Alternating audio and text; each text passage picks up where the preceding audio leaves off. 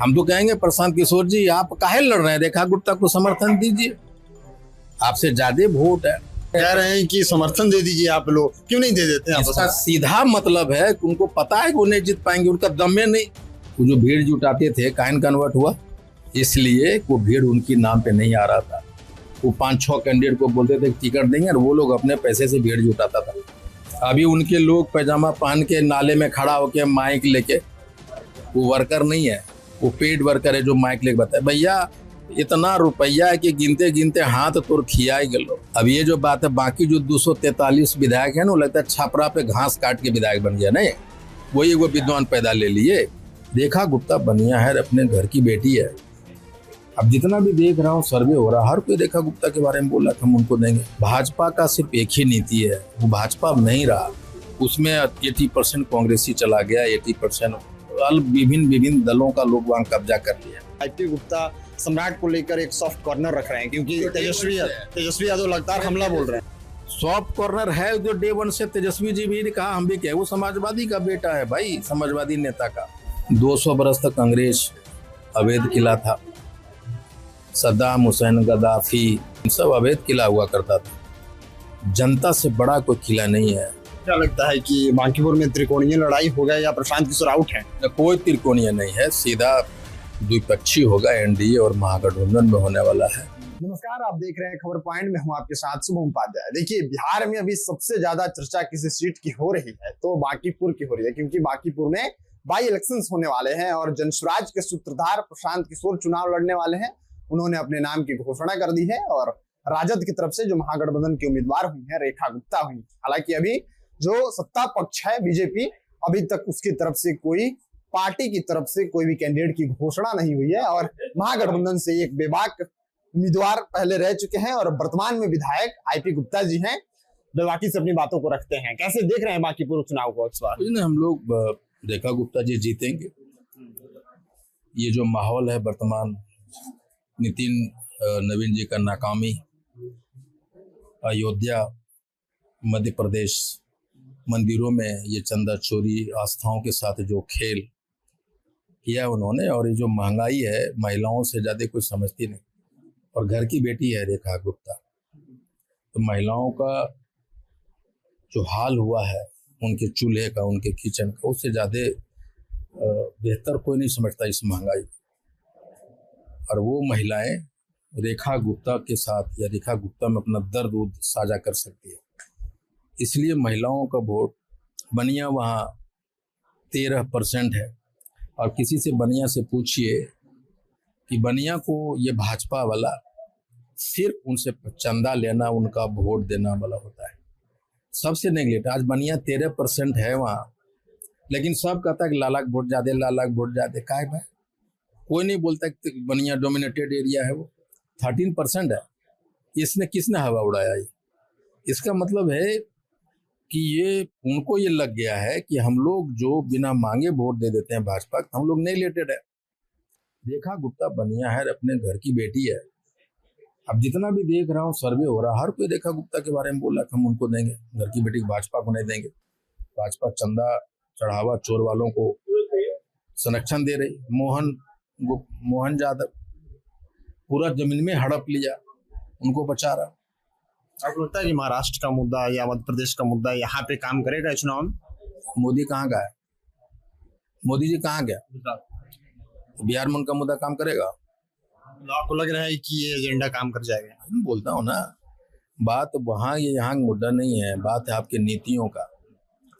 भाजपा का सिर्फ एक ही नीति है, वो भाजपा अब नहीं रहा, उसमें 80% कांग्रेसी चला गया, 80% विभिन्न दलों का लोग वहाँ कब्जा कर लिया। और ये खुद मोदी जी और अमित शाह जी भाजपाई नहीं है। भाजपाई होते तो भाजपा की कभी एक नीति हुआ करती थी। आरएसएस का अपना एक नीति है, एक आइडियोलॉजी है। लालू जी का, आईपी गुप्ता का, राहुल जी का, हम लोगों का, भाकपा माले का एक आइडियोलॉजी है। हम लोग ड्रिवन बाय द आइडियोलॉजी होते हैं। अगर हम आइडियोलॉजी से ड्रिवन नहीं होते तो हम भी आज चले गए होते। ये भाजपा का अवैध किला माना जाता है जो अब तक कोई फतेह नहीं कर पाया बहुत लंबे अरसे से। पहले नितिन नवीन के पिताजी थे, नितिन नवीन लंबे अरसे से वहां से विधायक रहे हैं। कितना कठिन लगता है कि 60 बरस तक कांग्रेस राज किया था, अवैध किला था नहीं, 200 बरस तक कांग्रेस अवैध किला था। सद्दाम हुसैन, गद्दाफी, ईदी अमीन सब अवैध किला हुआ करता था। जनता से बड़ा कोई किला नहीं है। आप जी चुनाव लड़ रहे हैं, उन्होंने कहा कि विपक्ष नहीं है बिहार में, जबकि आप लोग विपक्ष में हैं, इसलिए हमें जिताइए, 243 पे अकेले प्रशांत किशोर भारी पड़ेंगे। अब ये जो बात है, बाकी जो 243 विधायक है ना, वो लगता है छापरा पे घास काट के विधायक बन गया नहीं, वही वो विद्वान पैदा ले लिए। इस तरह का भाषा जो है ना उनका, यही भाषा। तो 2025 में क्या किए थे वो, यही सब बात बोले थे ना बड़का बड़का। तो जो उनका फेल होने का कारण यही है कि वो पॉलिटिकल नहीं है, पॉलिटिकल बात नहीं करते। या तो उनको पॉलिटिक्स समझ में हो सकता है लेकिन पॉलिटिक्स कर नहीं पा रहे। जो भीड़ जुटाते थे, काइन कन्वर्ट हुआ इसलिए वो भीड़ उनकी नाम पे नहीं आ रहा था। वो 5-6 कैंडिडेट को बोलते थे टिकट देंगे और वो लोग अपने पैसे से भीड़ जुटाता था। अभी एक सीट जीतने से बिहार बदल जाएगा और वो कह रहे हैं कि हमको समर्थन करना चाहिए। मतलब थोड़ा दम नहीं, कह रहे हैं कि समर्थन दे दीजिए, आप लोग क्यों नहीं दे देते हैं? इसका सीधा मतलब है कि उनको पता है कि वो नहीं जीत पाएंगे, उनका दम में नहीं, उनके पास कोई बेस वोट नहीं, कोई आइडियोलॉजी नहीं। यानी हमरा भरोसे चुनाव लड़ रहे हैं। हम तो कहेंगे प्रशांत किशोर जी आप काहे लड़ रहे हैं, रेखा गुप्ता को समर्थन दीजिए, आपसे ज्यादा वोट है हमारे पास। आपके पास तो आइडियोलॉजी नहीं, हमारे पास आइडियोलॉजी है। आप आइडियोलॉजी की बात कर रहे हैं, वो कहते हैं कि हमारे पास पूरा बिहार का ब्लूप्रिंट है, हम बदल देंगे बिहार को। ये पिछले 5 साल से यही गीत गा रहे हैं, काहे ने बदल दिए। अभी उनके लोग पैजामा पहन के नाले में खड़ा होके माइक लेके, वो वर्कर नहीं है, वो पेड वर्कर है जो माइक लेके बताए भैया इतना रुपया है कि गिनते गिनते हाथ तोड़ खिया ही गलो, लाओ पैसा बनाओ ना यार, अपना पैसा बना दीजिए, काहे माइक लेके उसको दिखा रहे हैं। उनका जो अभी तक मैं देख रहा हूँ, उनके जो भाषण को सुन रहा हूँ ना, नितिन नवीन का नाम नहीं लेते, तो सम्राट चौधरी जी को टारगेट कर रहे हैं। काहे भाई, तब इससे डाउट होता है कि सम्राट चौधरी जी को जो डिस्टेबलाइज करने की कोशिश हो रही है, जो उनके द्वारा भाजपा के द्वारा, उनमें से लगता है कि वो प्रायोजित है पीके, जब सम्राट के ऊपर में वो टारगेट करते हैं। और जब ये कहते हैं कि 243 लोगों पे वो भारी पड़ेंगे, बाकी लोग क्या है भाई, इस तरह की भाषा, ऐसा लगता है कि वो पॉलिटिकल आदमी नहीं है। हाँ, गठबंधन में सब चीज ठीक है, क्योंकि कांग्रेस लगातार बयानबाजी कर रही है और बांकीपुर में कुछ स्टेटमेंट नहीं दे रही है, इंटरनली बातें सामने आ रही है कि सब कुछ सही नहीं है। में सब कुछ ठीक है, अभी तक कैंडिडेट काहे न किया। भाजपा में 10 ठो गुट है रे भाई, नित्यानंद राय जी का गुट इधर, सम्राट जी का उधर, मंगल पांडे जी का उधर। ये पॉलिटिकल पार्टियां होती है और हम लोग बैठ के आमने सामने झगड़ा करते हैं, लेकिन सब कांग्रेस से जुटे रहते हैं, सब पार्टियों से जुटे रहते हैं। लेकिन उधर भाजपा वाला तो आप लोग मोतियाबिंद है, दिखाई नहीं पड़ेगा। उधर वाला बात ले दे के महागठबंधन में ये हो रहा है। हम लोगों ने तो तेजस्वी जी हैं बाहर में, कैंडिडेट डिक्लेयर हो गया कि ना, भाजपा काहे कर पा रही है भाई। क्या लगता है कि बांकीपुर में त्रिकोणीय लड़ाई होगा या प्रशांत किशोर आउट है? कोई त्रिकोणीय नहीं है, सीधा द्विपक्षीय होगा, एनडीए और महागठबंधन में होने वाला है। प्रशांत किशोर जी को अगर ऐसा कॉन्फिडेंस होता तो ये बातें नहीं करते कि कांग्रेस और वो सपोर्ट करे। जो ही आप ये बात करते हैं कि राजद और कांग्रेस हमको महागठबंधन सपोर्ट कर दे, इसका मतलब आपको खुद दिखा दिया कि हम नहीं जीत पाएंगे, आप कमजोर हैं। मतलब हमें तो जितावे के लिए बैठल रहे हैं, काहे भाई।